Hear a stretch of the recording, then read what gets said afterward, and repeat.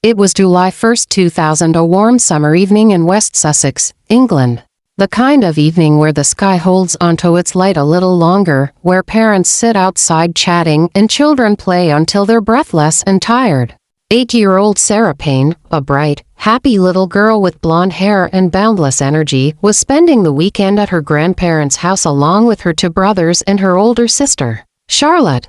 That evening, just after 7 p.m., the children asked their mother if they could go play in the nearby cornfield, a place they had been many times before. It was safe, familiar, and only a short distance from the house. Sarah ran ahead, laughing the way only a child who feels completely secure in her world can. For the Payne family, this was just an ordinary day. No one imagined that within minutes, everything would change forever. As the children played, they decided to run from one side of the field to the other.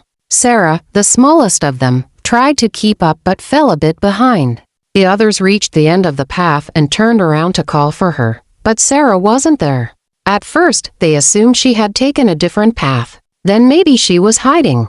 Maybe she had gone back to the house. In the mind of a child, danger isn't the first thought. But within minutes, fear crept in. Charlotte, just 13 years old, felt panic rising in her chest. She began calling Sarah's name. No answer. The children ran back to their grandparents' house, breathless, confused, and terrified. Their mother immediately sensed that something was very wrong.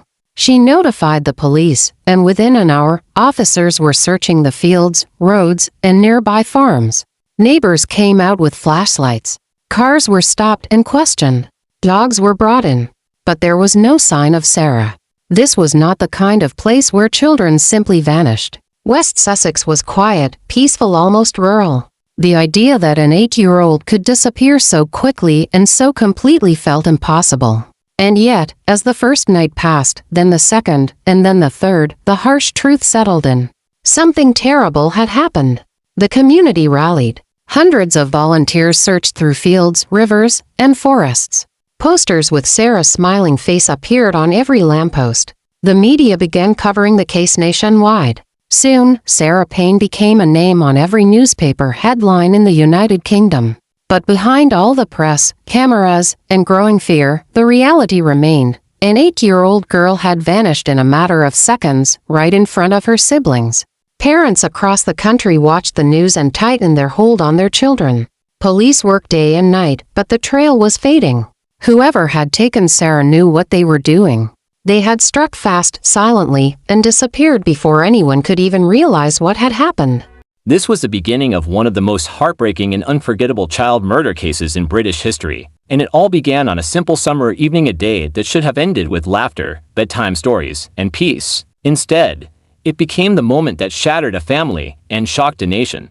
For the first few days after Sarah Payne disappeared, the investigation focused on the fields and surrounding farmland. Police hoped desperately that she had simply wandered too far and become lost. But as each hour passed without a trace, detectives realized this wasn't a missing child case anymore. It was an abduction, and someone had planned it. By the third day, the search had expanded into one of the largest in modern British history. Over 200 officers, hundreds of volunteers, helicopters, divers, dog teams, everyone was out looking for a little girl with blonde hair, wearing a bright blue dress and sandals. But then, a strange detail surfaced. Multiple witnesses mentioned seeing a white van parked near the lane close to the cornfield on the night Sarah vanished. A few even described a man inside, someone who seemed out of place, almost as if he were watching the children. When detectives traced the van's description through local records, one name instantly set off alarm bells: Roy Whiting, a man who, just 5 years earlier, had abducted and assaulted another young girl. A man who should have been nowhere near children. A man who police already knew was capable of horrific violence. When investigators looked into his background, a chilling pattern emerged. Whiting had been released early. Despite the severity of his previous crime, he was supposed to be monitored, but at the time of Sarah's disappearance, no one knew where he was. And now, witnesses placed him near the exact spot where an 8-year-old vanished. The police immediately visited his home. Whiting claimed he had nothing to do with Sarah's disappearance. He said he had been at a fun fair that night, but detectives noticed scratches on his arms. His story sounded rehearsed.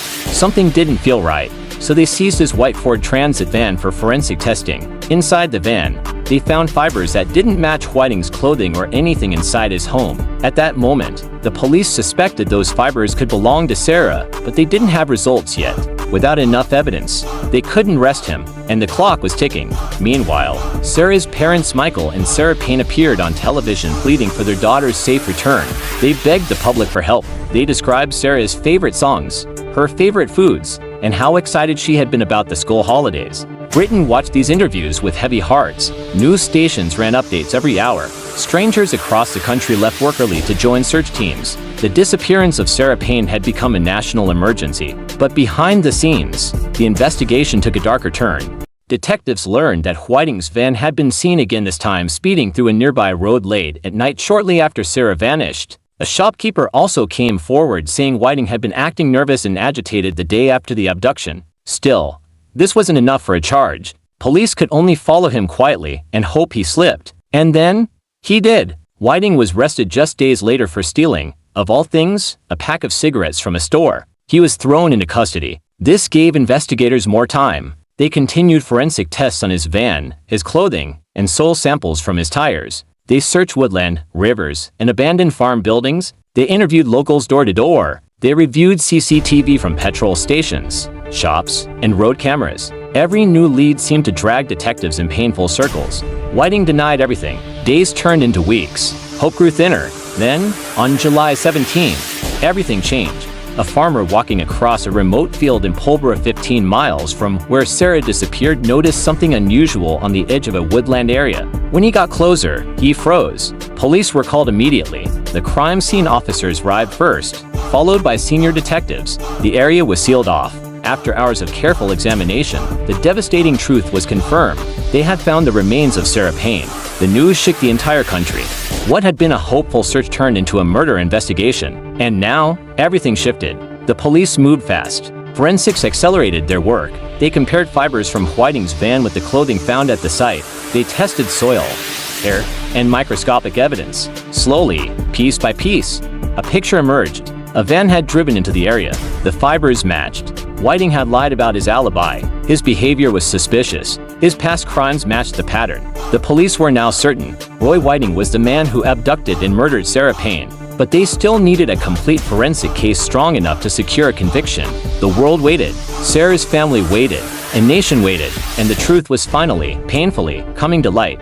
The discovery of Sarah Payne's body transformed the investigation overnight. What had once been a desperate search for a missing girl was now a battle for justice. Within hours of the confirmation, the Sussex Police Major Crime Unit assembled a full forensic team, determined to build an airtight case. Public grief turned into a wave of anger. People demanded answers. How could a known child offender be free? How did he slip past monitoring systems? Could Sarah's life have been saved? At the center of this storm stood one man, the prime suspect Roy Whiting, already in custody for the unrelated shoplifting charge. But now, he was no longer just a suspicious figure in a white van. He was the man police believed had kidnapped and murdered an 8-year-old girl. Detectives revisited every detail of his movements. They reconstructed his timeline minute by minute. They pulled CCTV from petrol stations, traffic cameras, corner shops, anything capturing a passing white transit van. Each camera added another piece to the puzzle, forming a chilling map of Whiting's movements the night Sarah disappeared. The forensic results were the breakthrough investigators needed.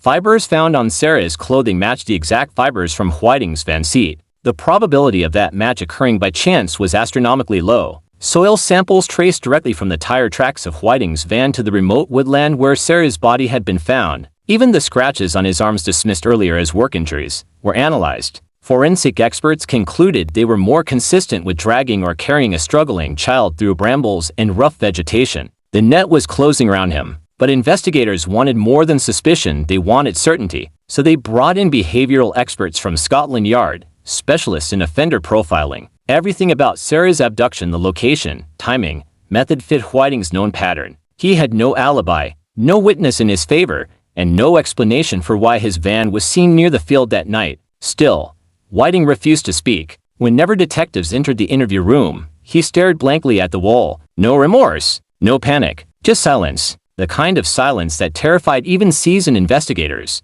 Meanwhile, Sarah's parents faced an unimaginable reality. Their little girl would never come home. Her siblings struggled to understand how a fun summer visit had turned into a nightmare. And yet, even through unbearable grief, Her mother, Sarah Payne, stood strong. She appeared before cameras again, but this time, not to plead for her daughter's safe return. Instead, she demanded change. She wanted stronger protection for children. She wanted offenders like Whiting monitored properly. She wanted justice so no other family would suffer like hers. Her voice resonated across the nation. As investigation files thickened, prosecutors prepared to move. On February 6, 2001, Roy Whiting was formally charged with the abduction and murder of Sarah Payne. His trial date was set for October. When the trial opened, the courtroom was packed with press. People lined up outside from early morning, hoping for seats. Britain was watching every detail unfold. The prosecution laid out the timeline with precision. The white van, the CCTV footage, the forensic matches, the phone cell tower location data, the fibers inside the van, the soil evidence, the behavioral analysis, and most damning of all, Whiting's criminal history. Every piece pointed to one conclusion. The defense struggled. They argued that Whiting was being targeted because of his past. They suggested the forensic fibers were transfer contamination. They offered alternate explanations for every piece of evidence. But none of it convinced the jury. After a month-long trial, the jury retired to consider their verdict. They deliberated for less than 4 hours. When they returned, the foreman read the words the entire country had waited to hear. Guilty.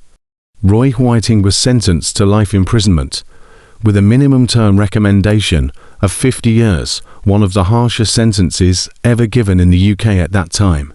But the story did not end inside that courtroom. The tragedy of Sarah Payne sparked a national movement for child protection. Her mother, Sarah, launched a campaign demanding a law that would allow parents access to information about known child sex offenders living in their area. After years of pressure and public support, the government introduced what became known as Sarah's Law, a child protection disclosure scheme that fundamentally changed how child safety is handled in the UK. Sarah's short life had changed the country forever. Her story became a symbol of courage. Her family became voices for change, and her case became one of the most impactful child protection turning points in modern British history. In the end, justice was served, but a little girl's absence is a wound that will never heal.